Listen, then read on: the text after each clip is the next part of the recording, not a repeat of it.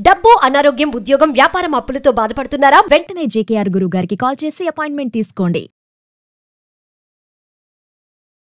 నమస్తే సరస్వతి ప్రదీప్ గారు. నమస్తే అమ్మా. ఎప్పటి నుంచో మీతో మాట్లాడాలి, మీతో కొన్ని టాపిక్స్ డిస్కస్ చేయాలనుకుంటూ ఉన్నాను. అది ఈ రోజు దాకా వచ్చింది. అవును. ఒక మోటివేషనల్ స్పీకర్గా, పేరెంటింగ్ టిప్స్ మీద కానీ, లేకపోతే ప్రీ మ్యారిటల్ కౌన్సిలింగ్ కానీ ఒక కౌన్సిలర్గా, అంటే ఎన్ని వీడియోస్ చూస్తుంటాను, మాటల్లో చెప్పలేను. మీవి ప్రదీప్ గారివి కూడాను. నాకు మీతో పేరెంటింగ్ మీద కొన్ని టాపిక్స్ మాట్లాడాలి, డిస్కస్ చేయాలి, కొన్ని ప్రజలకి, సుమన్ టీవీ ప్రేక్షకులకు అందించాలనే ఉద్దేశంతోనే నేను ఈ ఎపిసోడ్ స్టార్ట్ చేస్తున్నానండి. తప్పకుండా తప్పకుండా. ముందు మనం పిల్లల దగ్గర నుంచి మొదలు పెడదాం. ఎస్. పిల్లల విషయం తీసుకుంటే మేడం, నో అనే దాన్ని యాక్సెప్ట్ చేయలేకపోతున్నారు. ఎందుకు అంటే నా నాలెడ్జ్ ప్రకారం వాళ్ళు అడగక ముందే అన్ని కాళ్ళ దగ్గర తీసుకొచ్చి పెట్టేస్తున్నాం. వాడికి ఇది అవసరం అవుతుందేమో, తనకి ఇది అవసరం అవుతుందేమో అని ముందుగానే గుర్తించి ఇచ్చేస్తున్నాం. అవును. అలా తీసుకోవటం అలవాటు అయిపోయిన పిల్లలకి ఎప్పుడైనా ఒక్కసారి ఏదైనా నో అంటే దాన్ని అసలు రిసీవ్ చేసుకోలేకపోతున్నారు. అది కరెక్ట్. అది అంటే మన వరకు, మన ఇంట్లో ఉన్నంత వరకు సరిపోతుంది. ఇప్పుడు ఎట్లా అయ్యారంటే ఒక 10th వరకు మన చేతుల్లో ఉంటున్నారు. తర్వాత ప్రపంచంలోకి వెళ్ళిపోతున్నారు. కాలేజీలని, హాస్టల్స్ అని, జాబ్స్ అని, లేదా నెక్స్ట్ పెళ్ళి. అవును. అలాంటి చోట చాలా ఇష్యూ అయిపోతుంది కదా. మనం ఇది ఎంతవరకు నేర్పించాలి? నో అనేది అసలు ఎప్పటి నుంచి అలవాటు చేయాలి పిల్లలకి? నో అంటే నో అని, నో అంటే నోనే అని.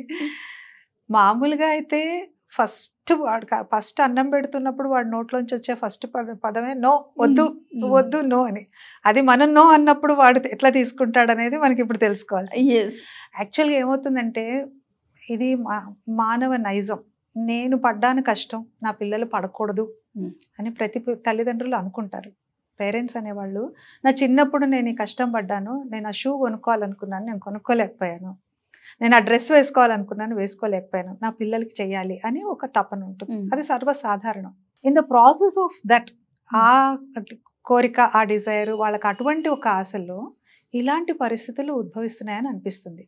ఒకప్పుడు జాయింట్ ఫ్యామిలీస్లో పిల్లలు ఒకళ్ళని చూసి ఒకళ్ళు అడ్జస్ట్ అయిపోవటం, పెద్దవాళ్ళది రెండో వాళ్ళు వేసుకోవటం, రెండో వాళ్ళు మూడో వాళ్ళు వేసుకోవడం, ఇలాంటివి ఉండేవి ఒకప్పుడు. అలాగే అడ్జస్ట్ అయిపోవడం, మన దగ్గర చక్కగా వాళ్ళు కూర్చుని వాళ్ళు అంతలోనే ఆలోచించేవాళ్ళు, ఎక్స్ట్రా ఆలోచించేవాళ్ళు కాదు. ఇది మన జీవన విధానం, ఇది మన లిమిట్స్ అనేసి. రాను న్యూక్లియర్ ఫ్యామిలీస్ అయిపోయాయి. న్యూక్లియర్ ఫ్యామిలీస్లో కూడా ఏంటి, ఒక 2-3 పిల్లలు ఉన్నారనుకోండి, అన్న, అక్క, తమ్ముడు, చెల్లి, షేరింగ్ వచ్చేది వాళ్ళ మధ్య. అన్నం చూసి తమ్ముడిని చూసి ఒక చెల్లి, అలాగా వాళ్ళల్లో వాళ్ళు అడ్జస్ట్ అయిపోవడం కానీ, ఓకే అనే ఒక నేచర్ ఉండేది. ఇప్పుడు మీరు చెప్పింది వచ్చేప్పటికీ ఒక్కళ్ళే సింగిల్ చైల్డ్ ఉన్నప్పుడు ఎక్కువగా వచ్చే ఇది అవకాశం ఉంది. వాళ్ళు ఏదన్నా అడగగానే వీళ్ళకే ఫస్ట్ నచ్చేస్తుంది తల్లిదండ్రులకి. రే ఇది బాగుందని కొనియడం. వాడికి అడగాలి, ఇది అవసరము, ఇది అవసరం లేదు అనే ఒక డిఫరెన్షియేషన్ కూడా రావట్లేదు. నెసెసిటీకి, వాంట్స్కి డిఫరెన్స్ ఉంటుంది. ఏది అవసరము, ఏది కోరిక. ఇది ఉంటే బాగుంటుంది అనుకోవడం అనేది ఒక వాంట్, కానీ అసలు ఇది అవసరం, ఇది మనకి, ఇది లేకపోతే ఎలాగా అనేది ఒక నెసెసిటీ. సో ఈ రెండింటి మధ్య కూడా వాళ్ళకి డిఫరెన్సియేషన్ తెలియట్లా. తల్లిదండ్రులు వాళ్ళే ఎక్కువగా ఈ ఆన్లైన్ షాపింగ్లకు అలవాటు పడిపోయో, లేకపోతే కొత్త లైఫ్ స్టైల్స్కి అలవాటు పడిపోయి, ఎక్కువ సంపాదన, వాళ్ళకి ఒక ఎక్కువ కుషన్ ఉంది కదా ఖర్చు పెట్టుకోవడానికి. సో ఇవన్నీ కూడా మ్యాటర్స్ ద మోస్ట్. ఏమవుతుందంటే పిల్లవాడికి వీళ్ళకి నచ్చి వీళ్ళు తీసుకొచ్చి ఇచ్చేయడము. వీడికి ఏదో ఒక రకమైన షూ వీళ్ళు కొంటారు, వాడికి ఇష్టమైంది ఏదో ఇంకొకటి కొంటారు. 3-4 అవసరానికి మించిన జతలు, వాడికి మళ్ళీ అడగాలన్న అవకాశం కూడా లేకుండా. ఎప్పుడైనా ఇదే పరిస్థితిలో కొంచెం మీరు అన్నారు కదా, ఒక్కసారిగా రియలైజ్ అయిపోయో, నిజంగానే ఆ రోజున జేబులో డబ్బులు లేకపోతేనో, నిజంగానే ఆ రోజు కొనే అవకాశం టైం లేకపోతేనో, ఇవాళ కాదమ్మా అని చెప్పడానికి కూడా లేదు. నో, వాళ్ళు దే కాంట్ యాక్సెప్ట్ ఇట్. ఎందుకంటే వాళ్ళకి అసలు ఆ తేడా తెలియలేదుగా. వాళ్ళకి అసలు లేకపోవడం అనే ఒక ఇది తెలియలేదు పిల్లలకి.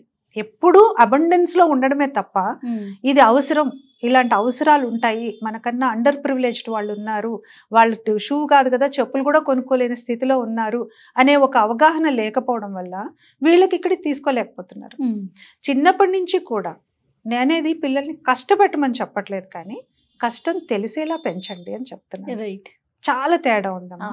ఏసీ రూమ్స్ లో పెరుగుతారు, ఇంట్లో ఏసీ రూమ్, కార్లో ఏసీ, స్కూల్కి వెళ్తే సెంట్రలైజ్డ్ ఏసీ, మొత్తంగా ఏసీలో వెళ్ళొస్తాడు పిల్లవాడు, వాడు ఎండ కన్నెరగడు. అలా పెంచుకోవడం తల్లిదండ్రులకు కూడా ఇష్టమే. కానీ ఇమాజిన్ ఒకరోజు ఎప్పుడో ఎర్రటి ఎండలో కారు టైర్ ఫ్లాట్ అయింది, కాస్త వెయిట్ చేయాల్సి వచ్చింది, వాడు కూర్చోగలడా? అసలు బయట దిగగలడా? హిస్ నాట్ యూజ్ టు కదా ఆ కైండ్ ఆఫ్ లివింగ్కి. కష్టపెట్టమనట్లా, అట్లీస్ట్ ఎప్పుడన్నా ఒకసారి బాబు ఇలా ఉంటుంది లైఫ్, పక్కన లేని వాళ్ళకి ఇలా ఉంటుంది, ఉన్న వాళ్ళకి ఇలా ఉంటుంది అనేది ఒక ఎక్స్పోజర్ తల్లిదండ్రులే ఇవ్వాలి ఫస్ట్. అది చూపించిన రోజున నాన్న మన దగ్గర ఈ రోజు డబ్బు లేదు, నిన్న ఉంది కొనిపెట్టా, ఈ రోజు లేదు, నువ్వు ఈ రోజు వెయిట్ చేసావంటే రేపటి రోజున మళ్ళీ మనకు వస్తుంది. ఇలాంటివి సిచ్యువేషన్స్ పిల్లలు కూడా ఏం అంత తెలియకుండా ఏం లేరండి. ఇదివరకు రోజుల్లో అమ్మ అటెళ్లకు మా అమ్మాయికి చెప్పేవాళ్ళం మేము, నాన్న నేను వస్తాను వెంటపడేది వాళ్ళ నాన్నతోనే ఏదైనా ఊరికి. లేదు అక్కడ రైల్వే ట్రాక్ అంతా మునిగిపోయింది, వర్షం వచ్చేసింది అనగానే ఓకే అనుకునేది. అంత ఇన్నోసెన్స్ కొంచెం ఉండేది. నువ్వెలా వెళ్తున్నావు అని అడగలా. ఇప్పుడు పిల్లలకి అలాంటిది లేదు కదా.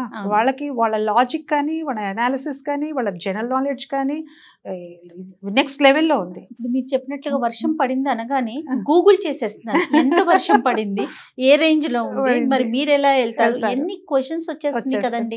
ఒక రకంగా వెల్కమింగే, సంతోషమే, కాదనట్లేదు. మరి అంత తెలివైన పిల్లలు ఉన్నప్పుడు వాళ్ళకి అనాలిసిస్ కూడా నేర్పించాలి. నాన్న ఇది ఇలా, ఇది రైట్, ఇది రాంగ్. ఉన్న వాళ్ళు ఉంటారు, లేని వాళ్ళు ఉంటారు. మన దగ్గరే ఒక రోజు డబ్బులు ఉంటాయి, ఒక రోజు ఉండవు. కరోనా లాంటి సిచ్యువేషన్స్ చూసొచ్చాము. ఇవన్నీ కూడా రియల్ లైఫ్ సిచ్యువేషన్స్ ని పిల్లల్ని మనమేం భయపడాల్సిన అవసరం లేదు. వాళ్ళకి చూపించి ఇలా ఉంటుంది, ఇలా ఉంటుంది అని చెప్తే అర్థం చేసుకు, పెద్దవాళ్ళ కన్నా ఇంకా ఎక్కువ పిల్లలు అర్థం చేసుకునే తత్వం. వాళ్ళు మైనల్ లాంటి వాళ్ళండి. మనం ఎలా మలిస్తే అలా ఇప్పటికి కూడా మీరు చూడండి ఎంతమంది పిల్లలు ఎక్సెల్ అయిన వాళ్ళు, 4 ఏళ్లకే వరల్డ్ రికార్డ్స్ చేసిన వాళ్ళు ఉన్నారు కదా.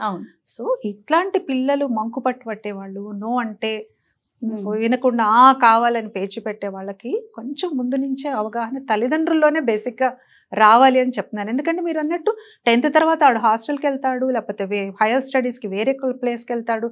అక్కడ వాళ్ళు చిన్న ఫెయిల్యూర్ని కూడా యాక్సెప్ట్ చేయలేదు.